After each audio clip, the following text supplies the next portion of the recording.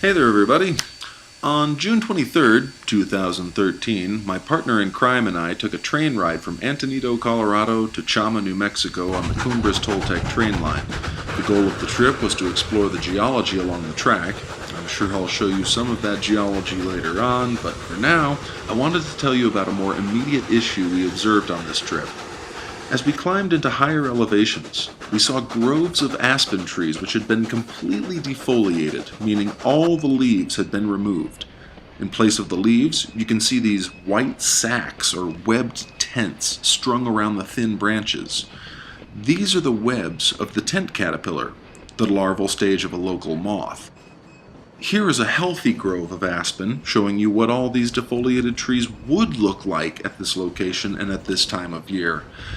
As you are about to hear from local expert Rich Muth, this is not the first year this defoliation has taken place. Folks, you're starting to see above us on the right the evidence of some of the tent caterpillar infestation. Hitting the aspen. Notice all the tents on those trees. Look at them all.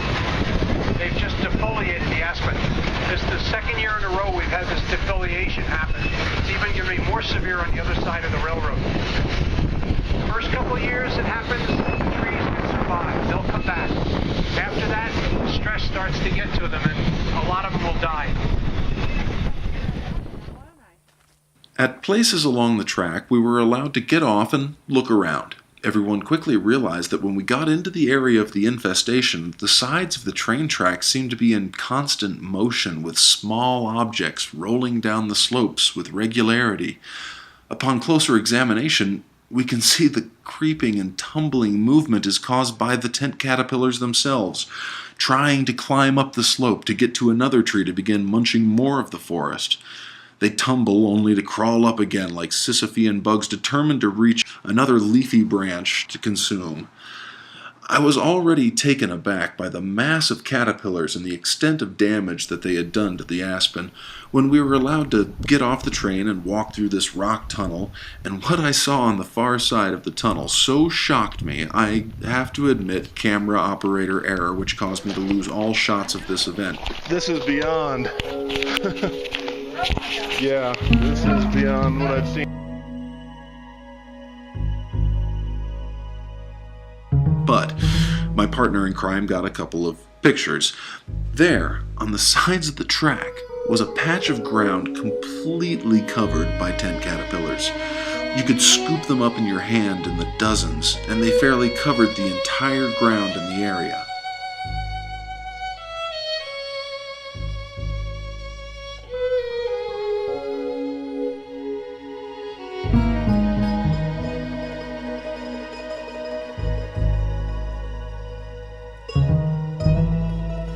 As the train continued on, I noticed areas where the ground next to the tracks lost the typical black from the soot of the train engines and showed the fuzzy yellow of ground completely covered by these caterpillars. I can only reckon them in the millions at least, and their effect is covering vast swaths of land in southern Colorado and northern New Mexico. As Rich mentioned, the aspen can recover after a year, maybe 2 years of this leaf-munching assault, but should this continue, and with these caterpillar numbers, I can't see how it won't, the trees will begin to die. Fires are already a major threat to this area, and this is another billion dried twigs added to a potential future fire.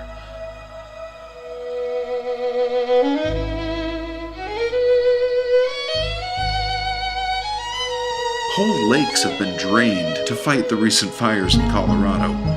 Furthermore, as was recently seen in Waldo Canyon near Colorado Springs, a valley that has been ravaged by fire can often respond with flash floods for up to a decade afterwards.